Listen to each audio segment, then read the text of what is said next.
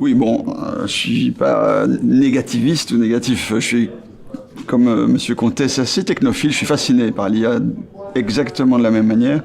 Ceci dit, j'aime bien aussi souligner des aspects. Et quand vous posez la question sur la société, les gouvernements et les citoyens, moi j'aime aussi prendre des exemples. Un exemple que j'ai entendu récemment, c'est cette femme en Grande-Bretagne qui a voulu avoir la garde de ses enfants et pour appuyer sa demande, elle a soumis un enregistrement audio supposément de son mari qui était très violent envers elle et ses enfants.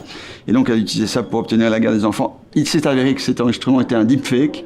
Elle avait utilisé une petite IA qui s'appelle Synthesia et un petit tutoriel et heureusement ça a été détecté. Donc bonne nouvelle dans ce cas-là, mais ça souligne vraiment la facilité qu'ont les gens pour tromper, par exemple, la justice dans ce cas-là ou les gouvernements.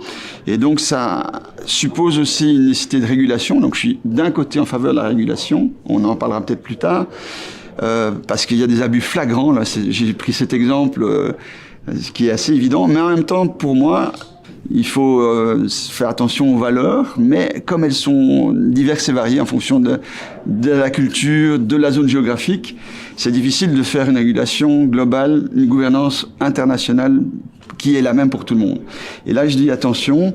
Donc, pour les citoyens, c'est différent. Je pense que comme vous et moi, beaucoup seront tirés parti, comme on parlait de la coiffeuse tout à l'heure, et faire le tri entre le bon grain et l'ivraie au niveau de l'IA. Comme à l'époque on était submergé de télévision et de réseaux sociaux, mais chacun a pu un peu faire le tri, comme je disais, et faire la part des choses. D'un autre côté, comme je disais tout à l'heure, il risque aussi d'y avoir chez les citoyens des mouvements de résistance. Moi j'appelle ça cyberpunk et IA, parce que j'ai collaboré à un livre il n'y a pas tellement longtemps qui s'appelle Electro Bitcoin et qui allait un peu dans le détail de ces mouvements cypherpunk des années 80 ou 80, comme on dit en France, et qui veulent justement utiliser la technologie, à l'époque la cryptographie, maintenant l'IA, pour protéger les libertés individuelles.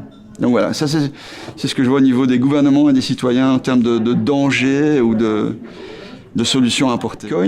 Et qui allait un peu dans le détail de ces mouvements cypherpunk des années 80 ou 80, comme on dit en France, et qui veulent justement utiliser la technologie, à l'époque la cryptographie, maintenant l'IA, pour protéger les libertés individuelles.